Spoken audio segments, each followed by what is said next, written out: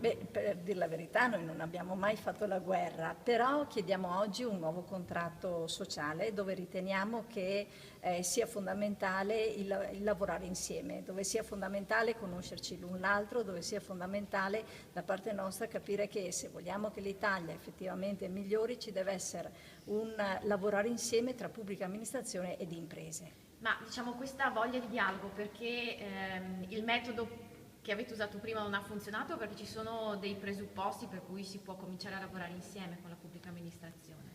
No, non ritengo che prima non ha funzionato, probabilmente sono maturati i tempi dove oggi come oggi diciamo, in un sistema globale, in un'Europa globale, in un mercato veramente dove noi ci troviamo ad avere altri player, abbiamo bisogno di uno Stato forte, noi abbiamo bisogno di lavorare insieme con la pubblica amministrazione, abbiamo bisogno che ci sia attenzione da parte nostra verso di loro e da parte loro verso di noi, riconoscendo le imprese come i veri attori economici del Paese.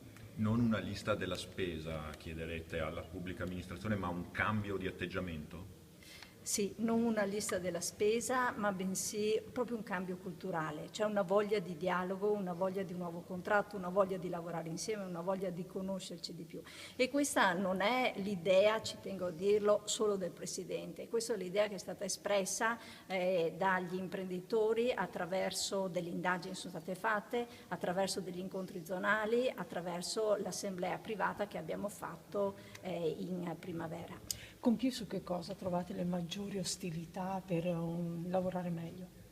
Ma direi che in linea generale non è che ci sia un chi o un qualcosa, noi vorremmo una nazione amica, un territorio amico delle imprese, che non significa non rispettare regole, significa avere regole chiare ma avere anche tempi certi e nel momento in cui ci sono delle cose che non funzionano lavorare in anticipo per risolverli, senza arrivare al momento sanzionatorio che fa solo del male alle imprese stesse.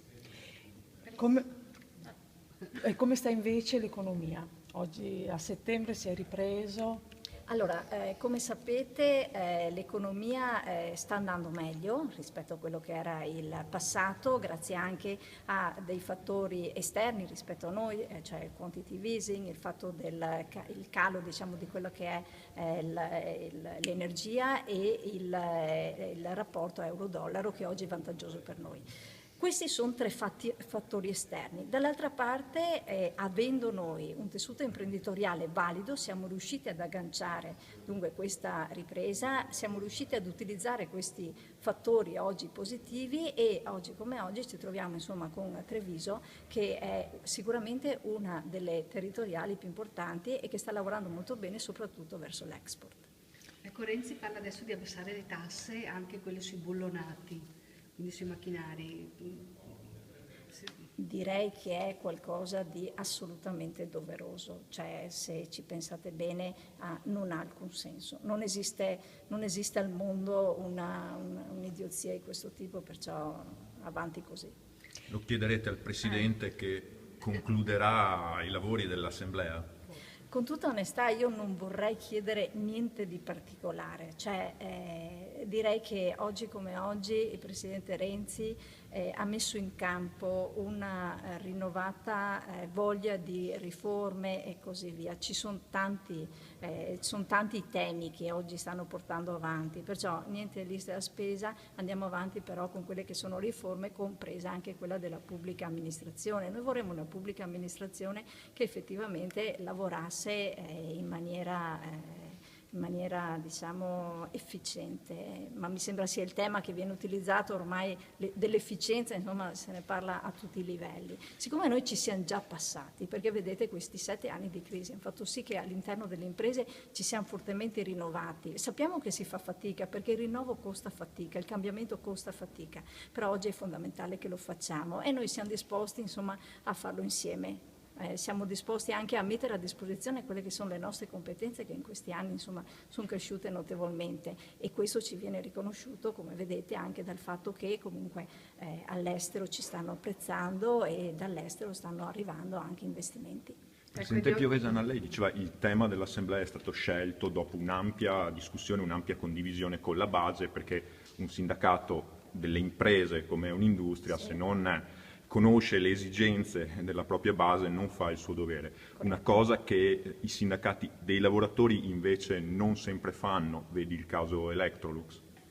Ma io adesso non so se loro lo fanno o non lo fanno. Io suggerisco semplicemente questo: se vuoi rappresentare qualcuno lo devi ascoltare. Nel momento in cui lo ascolti capisci anche quali sono le esigenze, cerchi di fare sintesi e dopodiché porti avanti quelle che sono le istanze. Questo è il nostro modo di lavorare. Ecco, un'altra cosa di oggi, la notizia che Alfano dice per l'accoglienza, 2 immigrati ogni 1000 abitanti. Questa di questa mattina, insomma. Dunque, il tema dell'immigrazione è sicuramente un tema importante. Al di là delle affermazioni di oggi, eccetera, mi piacerebbe vedere un piano organico, chiaramente, perché l'immigrazione è sicuramente un problema che va gestito. Gestirlo significa garantire anche la sicurezza sul territorio, significa mettere tranquilla la popolazione, perché vedete, i veneti non sono persone che non accolgono. Se io guardo all'interno delle nostre imprese, noi abbiamo tantissimi lavoratori stranieri che nel tempo si sono integrati. Non posso pensare che non sia possibile integrare anche queste persone. È chiaro che serve una presenza dello Stato che sia garante di sicurezza e di rispetto dei valori.